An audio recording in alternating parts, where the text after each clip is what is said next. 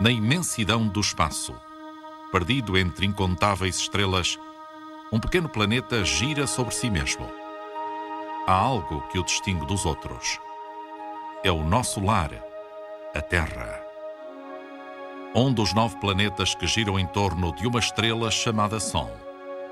Quando Neil Armstrong a lunou em 1969, olhou para a Terra e disse que o nosso planeta é grande, brilhante e lindíssimo.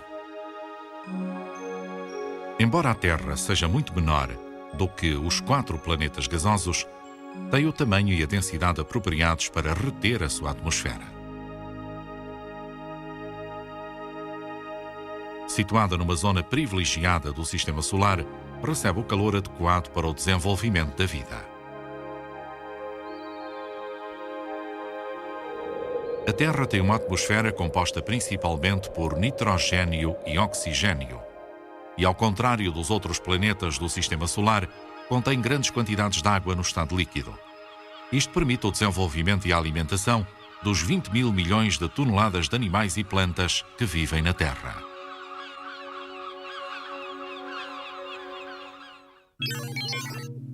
Composição da Terra.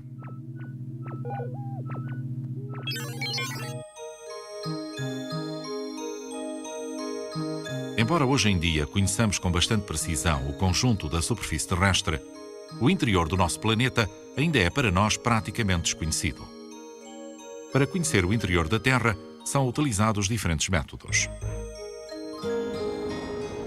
Um deles, que ainda mal conseguiu arranhar a sua superfície, é a prospeção geológica. Outro é o estudo dos meteoritos, que são restos de planetas desintegrados. Também se analisa a matéria expulsa pelos vulcões, proveniente das camadas profundas do planeta.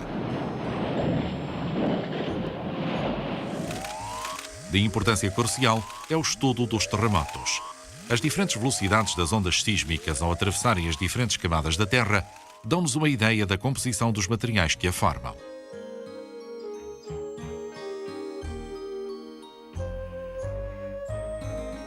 No centro da Terra há um núcleo de 7.000 km de diâmetro, formado por ferro e níquel, com uma temperatura de 3.000 graus centígrados. Entre o núcleo e a crosta exterior está um manto, uma camada de material viscoso de 2.900 km de espessura, com uma temperatura entre 600 e 2.500 graus, conforme as zonas. É composta por silício, magnésio e níquel.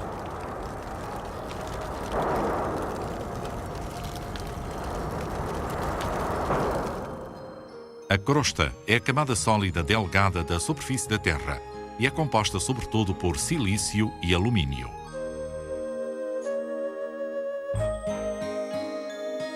Tem uma espessura média de 35 km, embora sob os grandes sistemas montanhosos possa chegar aos 100 km e em algumas zonas do fundo oceânico a sua espessura seja de 5 km. A superfície terrestre.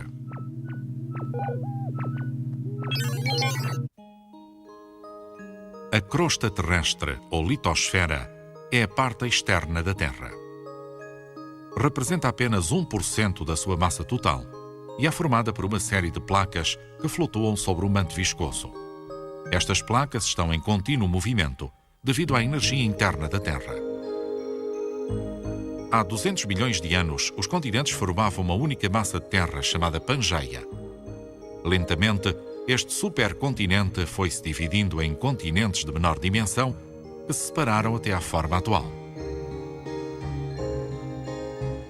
As placas continuam em movimento contínuo e dentro de 50 milhões de anos, a geografia terrestre será muito diferente da atual.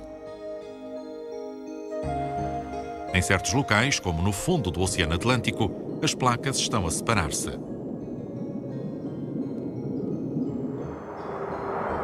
Quando duas placas se separam, produzem-se gretas de onde sai o magma do manto, formando enormes cadeias montanhosas.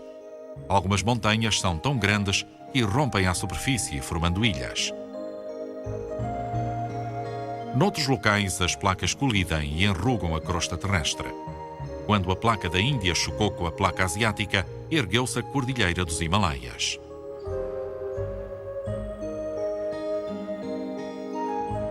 Quando duas placas se encontram, normalmente afunda-se uma sob a outra, sendo essa tremenda pressão libertada sob a forma de terremotos e erupções vulcânicas. Há ainda outras áreas, como a falha de Santo André, na Califórnia, onde ambas as placas deslizam horizontalmente uma na outra. A tremenda fricção origina violentos terremotos. 70% da superfície terrestre é composta por água. Esta camada líquida, chamada hidrosfera, tem uma profundidade média de 4.500 metros e regula a temperatura e a umidade de todo o planeta. Aqui surgiu a vida, há milhares de milhões de anos. Envolvendo tanto a litosfera como a hidrosfera, encontra-se a atmosfera, a camada gasosa que rodeia o planeta, filtrando a energia radiante procedente do Sol. Esta energia é recebida de forma desigual, produzindo diferentes pressões que originam os ventos. As diferenças de temperatura e umidade nas várias zonas deram origem a uma grande variedade de climas. A nossa atmosfera é composta principalmente por oxigênio e nitrogênio, mas também por menores quantidades de outra substância importante, o dióxido de carbono, um gás imprescindível para que as plantas realizem o seu processo da fotossíntese.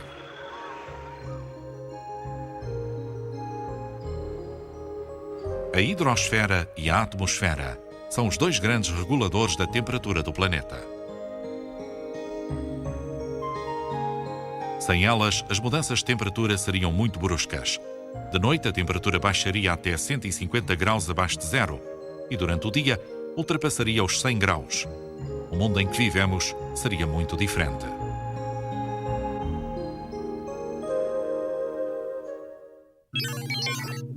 A vida na Terra.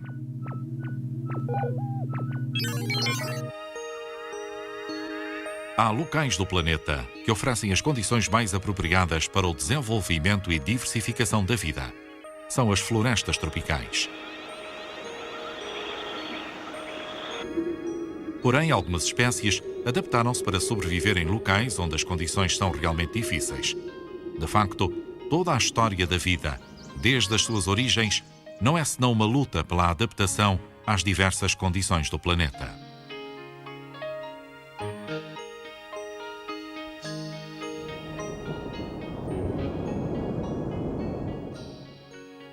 Os catos, por exemplo, conseguiram conquistar os desertos, graças a uma série de adaptações biológicas, como a sua forma vertical, que reduz a exposição ao sol.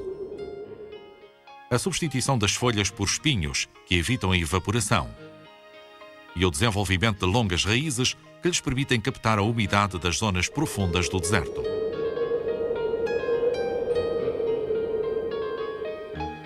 Nas zonas montanhosas, a vida também é difícil, porque há menos oxigênio e os animais adaptam-se fabricando maior quantidade de glóbulos vermelhos.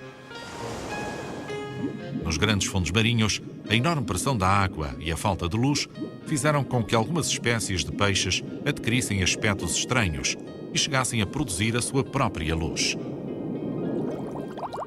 Ao longo de muitos milhões de anos, os seres vivos foram modificando a composição da atmosfera terrestre, que inicialmente não tinha oxigênio, até chegar à sua composição atual. Em poucas décadas, o homem tem vindo a destruir o delicado equilíbrio que a natureza levou milhares de milhões de anos a estabelecer. Se a natureza não for salva, o homem também não se salvará. Se não corrigirmos a nossa rota, a Terra continuará a girar, mas sem testemunhas.